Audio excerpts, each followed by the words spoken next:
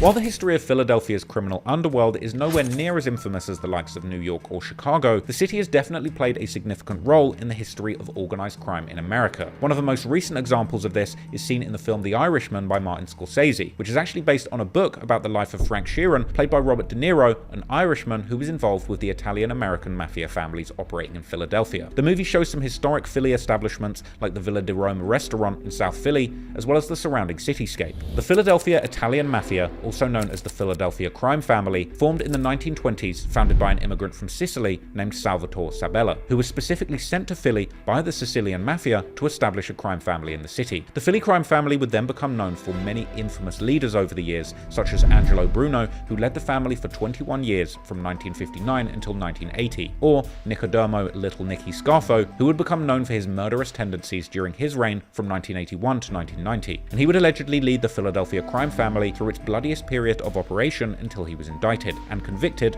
on multiple charges including conspiracy, racketeering, and first-degree murder, eventually dying in prison on January 13, 2019, while serving a 55-year sentence. After Scarfo's downfall, the Philly mob would be taken over by the likes of John Stanfer, who would eventually end up at war with one of the younger emerging members, Joey Merlino, the son of former leader Scarfo's underboss. When Merlino seized control of the Philly mob, he gained a reputation of being a flashy celebrity gangster and was dubbed by the press as the John Gotti of Philadelphia. Joey's high profile also made him a huge target for both the ops and the cops, and it's believed that by the late 90s, Merlino had dodged more than 24 assassination attempts, as well as heavy efforts from law enforcement to shut him down, culminating in a huge RICO case in 2001 that led to him being sentenced to 14 years in prison. Interestingly, since his release in 2011, there's been intense debate as to whether or not he's still involved in the mob life, with the FBI apparently believing that he was indeed still connected. Merlino would move to Florida after his release and claimed that his life as a criminal was over, but he ended up wrapped up in even more criminal cases, being accused of working with the New York Mafia family, the Genovese family, as well as being implicated in a complex medical insurance fraud that allegedly generated millions of dollars, eventually beating the latter charges in court, but ultimately having to enter a plea deal, accepting a charge of facilitating illegal gambling transactions to avoid a retrial over more serious charges. Merlino got 2 years for that charge and served some of it before an early release and returning to South Florida, allegedly living a legitimate life as an ex-mobster turned media personality. And since then, he's actually done interviews for rap-related platforms like Vlad TV, where he spoke extensively on his former life as a Philly mob boss, unsurprisingly keeping tight lips about his or his family's roles as bosses for the Philly crime syndicate. They say after Nicky became the boss, they promoted your dad to the underboss. I don't know nothing about that. That I'm not going to talk about. I don't want to talk about none of that. You don't know anything. I don't want to talk about none of the mob stuff. I want to talk about the rats. Okay. However, some articles speculate that he is indeed still the head of the Philly mob, despite claiming to be reformed, with Reddit communities tracking Italian-American mafia families regularly posting and speculating on his current status in the Philly mob, with Merlino even making headlines in 2023 after posting for a picture with arguably the biggest don in America, Donald Trump. So clearly, the Philly streets have a long and rich history with the Italian-American mob. However, what's more relevant to this story is the African-American gangs that eventually emerged in the city too, with the Philadelphia Black Mafia picking up headlines in the 1970s, being labeled as a white-collar fraud empire run by black people. Articles would run in the Philadelphia Inquirer, calling out the Black Mafia as Philadelphia's fastest-growing crime cartel, and printing gang matrices showing the dead and alive members and the organizational structure to the group, as well as tracking the movements of high-level members in the decades that followed. The Philly Black Mafia is also referred to as PBM, or, due to its association with the Islamic faith, it's also been referred to as the Black Muslim Mafia or the Muslim Mob. Philadelphia had already become a hub for organized crime in the wake of the long-running Italian mob's influence on the city, but eventually,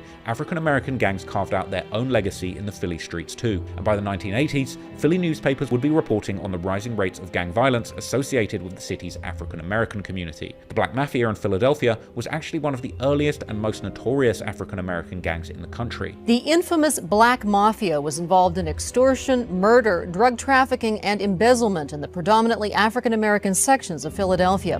Founded in September 1968 by Samuel Christian, who later adopted the name Suleiman Bey under the Nation of Islam, the Philadelphia Black Mafia, or PBM, would seize control of lucrative heroin markets in Philly during the 1970s, extending its reach into the 1980s. With H being the most popular drug in Philly, those who controlled the flow of dope into the city's streets would swiftly build serious criminal empires with a lot of cash. Interestingly, the founder of the Philly Black Mob, Samuel Christian, was a former Black Panther who was part of the Nation of Islam, and the Nation's ideology would become a large part of the organization's identity, as many of the original members eventually became Nation of Islam members or converted to Islam, giving the organization its nickname the Muslim Mafia or Muslim Mob, and their operations would eventually expand far beyond the Philly drug trade, eventually encompassing prostitution, racketeering, political corruption, extortion, and violent control over sections of the city, cementing their influence in Philadelphia's underworld. PBM was highly organized and brutal, controlling neighborhoods through fear, and their influence would shape the next generations of street gangs in the city. And as the crack epidemic hit Philly hard in the late 80s and early 90s,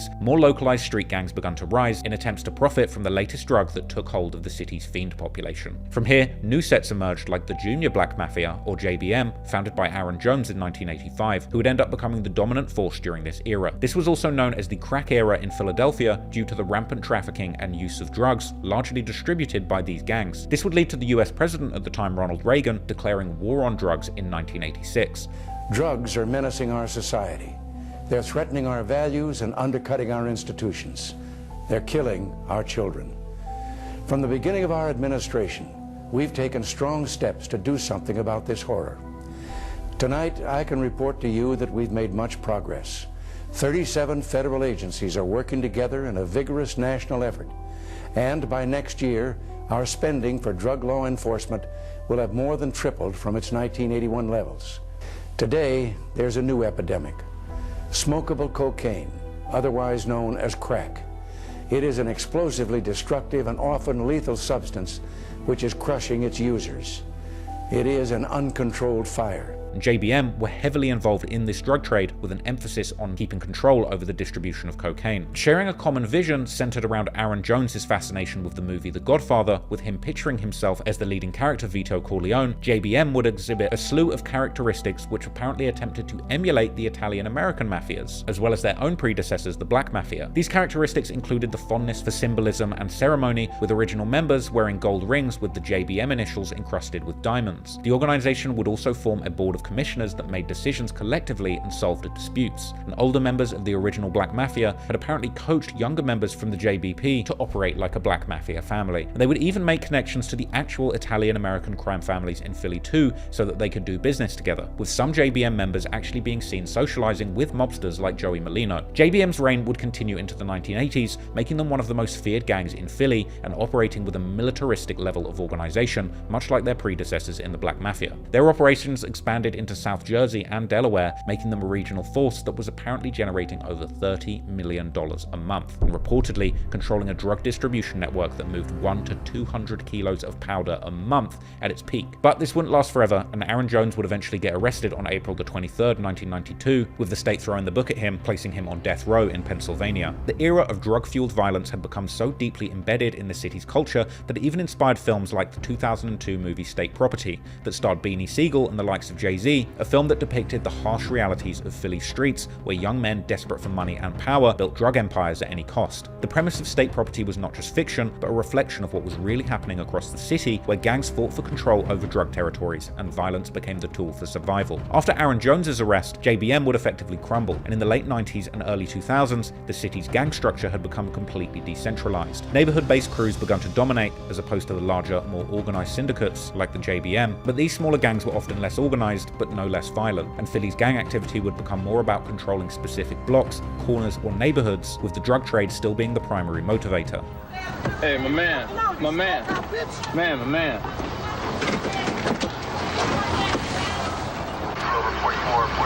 Just turn around, face the house.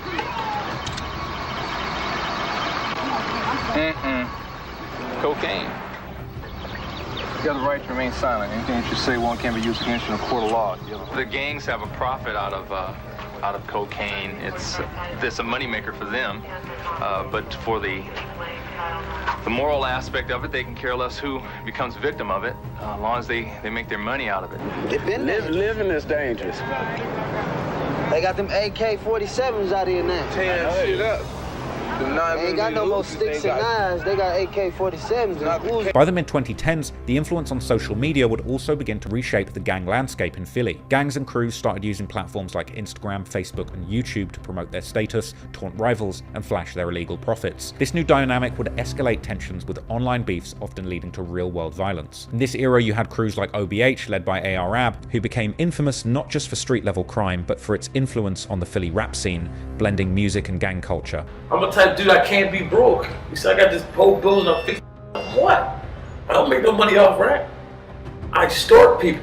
Representing a movement from the highly structured operations of the Black Mafia and JBM to more fragmented street crews in the 2000s, which still had a heritage in those original street gangs that shaped the city's criminal landscapes over the decades that came before. And much like Chicago, in the aftermath of the destruction of the larger, more organized gangs like the Black and Gangster Disciples, and the demolitions of the project buildings that they operated from, the younger generations of gangsters in the city would become much more fragmented, forming smaller, new gang sets centered around smaller micro-conflicts with other small groups in their neighborhoods. And the modern-day gang wars in Philly are indeed no exception. With the dismantling of the traditional large Black Mafia families operating in the city, in the modern day, an array of small gang sets clicking up and warring with numerous other small groups means that life for a teenage gangster in the streets of Philly in 2024 is incredibly confusing and very dangerous. With gangs now counting 4 or 5 other small gangs, all from different blocks as their enemies, navigating the city's gang and drill scene can be perilous, with members on both sides having such itchy trigger fingers that in many instances it's actually an innocent person mistaken for a rival gangster that ends up losing their life to the gun. So, now you know the history of the OG gangs in the city of Philadelphia, let's fast forward to the modern era of drill music and look at the lyrics that will tell us exactly who it is fighting the modern day gang wars on the streets of Philly today.